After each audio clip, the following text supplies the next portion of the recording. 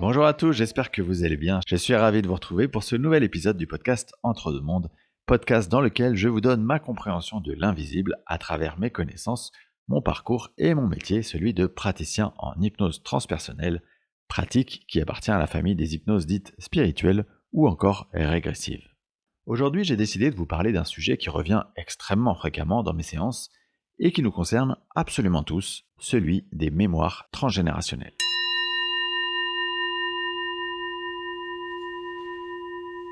Alors, qu'est-ce qui se cache derrière ce terme a priori un peu complexe? Eh bien en fait, c'est vraiment très simple, vous allez voir. Trans, ça veut dire au-delà. Et donc au-delà du générationnel, donc quelque part toutes les personnes qui sont vos aïeux. Ces aïeux, ils ont, comme vous, vécu des expériences qui ont façonné leur caractère, qui ont pu leur créer des croyances, des peurs, des blocages, ou même des ressources positives.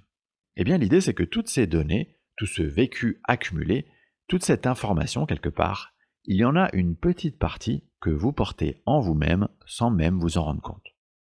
Et cet héritage que vous portez, il va pouvoir venir modeler à son tour qui vous êtes, votre comportement ou vos réactions face à certaines situations. Avant d'aller plus loin sur le fonctionnement des mémoires transgénérationnelles, revenons un moment nous placer au niveau de l'âme. Si vous êtes auditeur du podcast, vous savez qu'avant de nous incarner, nous choisissons en conscience quasiment tous les paramètres de notre vie incarnée à venir. En tout cas, tous les paramètres qui vont nous permettre de vivre au mieux, c'est-à-dire tel qu'on l'a prévu du point de vue de l'âme, notre expérience d'incarnation. Donc, évidemment, notre famille, notre père, mère, frère, sœur, nos amis, notre pays, notre religion, notre caractère, notre apparence physique, ainsi que tous les événements qui seront marquants dans notre vie.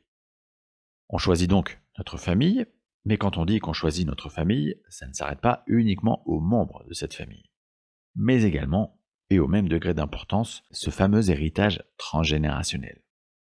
L'héritage transgénérationnel, ça peut donc être, comme j'ai dit juste avant, des traces de croyances, de traumatismes, de peurs, etc., qui vont être transmises aux membres de l'arbre généalogique de votre famille. Prenons un exemple un petit peu complexe pour voir comment ça peut fonctionner. Imaginons que quelque part dans votre lignée, disons votre arrière-arrière-grand-mère, eh bien cette arrière-arrière-grand-mère, elle s'est retrouvée du jour au lendemain veuve avec des enfants en bas âge. Et cet événement, il l'a rendue, entre guillemets, un peu folle. Suite à quoi elle a été internée et ses enfants ont été placés. Cet événement, cette expérience de vie, elle va avoir deux répercussions sur l'héritage transgénérationnel de la lignée. Premièrement, elle va créer une blessure d'abandon chez ses enfants, et donc dans toute la lignée. Deuxièmement, elle va créer une peur inconsciente, toujours chez ses enfants et toujours dans toute la lignée, qu'un gène de folie, entre guillemets, puisse se transmettre chez leurs enfants et les enfants de leurs enfants. Donc elle va créer à la fois une blessure et une peur. Maintenant qu'on a compris ce qu'est une mémoire transgénérationnelle, on peut logiquement s'interroger sur le sens, sur la pertinence, du point de vue de l'âme, de se mettre ce genre de bagage sur le dos. Eh bien, comme rien n'est laissé au hasard, si vous avez choisi de vous incarner dans une famille dans laquelle il y a des mémoires transgénérationnelles, c'est que d'une manière ou d'une autre, ça va venir entrer en résonance, en écho, avec un sujet que vous avez choisi de travailler durant votre incarnation. Ça peut donc venir mettre en lumière qu'il y a chez vous un sujet particulier, avec l'abandon par exemple, sur lequel vous devez vous pencher. Prenons un autre exemple. Imaginons que dans cette incarnation, vous êtes une femme qui s'est fixée comme objectif de travailler sur l'affirmation de soi, sur la capacité à se positionner pour soi-même avant tout. Dans ce cadre-là, vous vous êtes choisi une personnalité plutôt introvertie, mais quand même avec une sorte de flamme intérieure, quelque chose qui bout au fond de vous. À côté de ça, vous avez choisi une famille et donc une mémoire transgénérationnelle bien précise, car en tant qu'âme, vous allez vous incarner dans une famille dans laquelle les femmes, elles ont toujours été écrasées par leur père, puis par leur mari. Il y a donc dans cette famille une sorte de mémoire transgénérationnelle, une croyance inconsciemment bien ancrée, qui pourrait se résumer par cette phrase « Les femmes n'ont pas le droit d'exister par elles-mêmes ». Et cette croyance, elle va se coller à vos corps subtils, elle va vous habiter dès le plus jeune âge, et quelque part votre mission, elle sera de comprendre que vous n'êtes pas cette croyance, et que vous devez donc vous en défaire et accéder à qui vous êtes vraiment, cette fameuse flamme intérieure. Eh bien voilà exactement comment ça fonctionne une mémoire transgénérationnelle.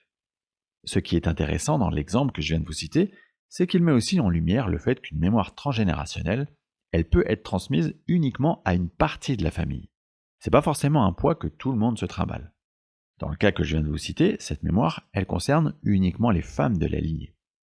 On pourrait d'ailleurs imaginer qu'une autre mémoire, concernant uniquement les hommes, pourrait exister dans cette famille et être résumée par être un chef de famille, c'est dominer sa femme, c'est imposer son mode de vie. Maintenant, on pourrait se poser la question, ok, une fois qu'on a identifié cette mémoire, qu'est-ce qu'on en fait? Eh bien, il n'y a, à mon sens, pas une seule réponse à cette question parce que, premièrement, ça dépend du type de mémoire concernée, et deuxièmement, ça dépend de votre cheminement par rapport à ce que cette mémoire, elle vient vous faire travailler. En ce qui concerne le type de mémoire concernée, c'est important de préciser que parfois ces mémoires, elles peuvent agir de manière positive sur vous, un peu comme une sorte de ressource. Par exemple, vous êtes dans une famille dans laquelle la valeur famille est très importante, le côté famille soudée, eh bien peut-être que cette mémoire, elle agit positivement sur vous parce qu'elle crée une sorte de socle robuste qui va vous donner une certaine confiance pour aborder les différentes expériences de votre vie. Et donc, dans ce cas-là, évidemment, on est content d'avoir ce type de mémoire et on va tout faire pour la conserver. Ensuite, si c'est une mémoire qui a plutôt un impact désagréable sur vous, comme une sorte de poids, eh bien, vous allez pouvoir vous en libérer. Mais pour ce faire, ça va nécessiter que vous ayez pris conscience du sujet, que cette mémoire, elle vient vous faire travailler. En clair, que vous vous soyez déjà mis en ordre de marche. Si je reprends l'exemple de cette femme qui s'est fixée pour objectif de s'affirmer, d'exister par elle-même, si cette femme, elle n'a pas commencé à travailler sur le sujet, c'est-à-dire à comprendre et accepter quelque part qu'elle doit écouter sa voix intérieure et commencer à faire ses choix par elle-même, eh bien cette mémoire, elle va rester, elle va venir continuer de lui rappeler qu'il faut bosser sur le sujet. En séance d'hypnose transpersonnelle, on va toujours aller travailler sur les blocages des consultants, quels que soient ces blocages, qu'ils soient affectifs, professionnels, familiaux, etc. Et il est très fréquent, pour ne pas dire systématique, que ces blocages, ils trouvent une origine ou une résonance avec un héritage transgénérationnel, avec une mémoire transgénérationnelle. Si cette mémoire, elle peut être libérée, s'il est juste qu'elle le soit, et c'est ce que je vais demander, alors je vais demander aux énergies qui nous accompagnent durant la séance, c'est-à-dire les guides ou la conscience supérieure du consultant, de bien vouloir libérer l'empreinte énergétique de cette mémoire.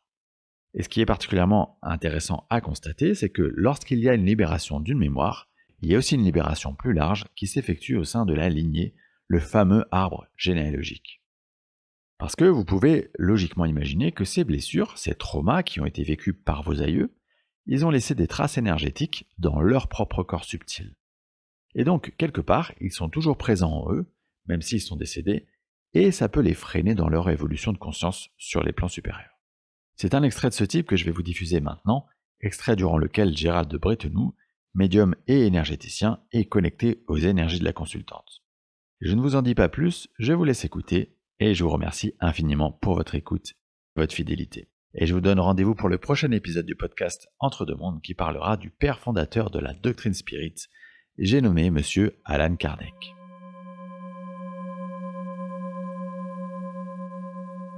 Qu'est-ce qu'on peut dire de ces planches? Qu'est-ce qu'elles représentent, ces planches, si on devait mettre des mots sur concept? J'entends emprisonnement de croyances. C'est-à-dire qu'il y a des croyances qui sont là, elle aimerait vivre des choses, mais j'ai pas le droit parce que, il y a les croyances qui sont là. Des peurs, des croyances, comme j'entends le mot formatage. Il y a quelque chose de catholique derrière, formatage catholique. C'est ce que j'entends dans mon oreille gauche. D'accord. Est-ce qu'il y a une raison particulière que tu l'entendes spécifiquement dans ton oreille gauche? Parce que ça vient d'une grand-mère à Muriel. D'accord. Une grand-mère maternelle que ça vient, voilà. C'est pour ça que ça vient de mon oreille gauche. Ça a été transmis, en fait. Ouais.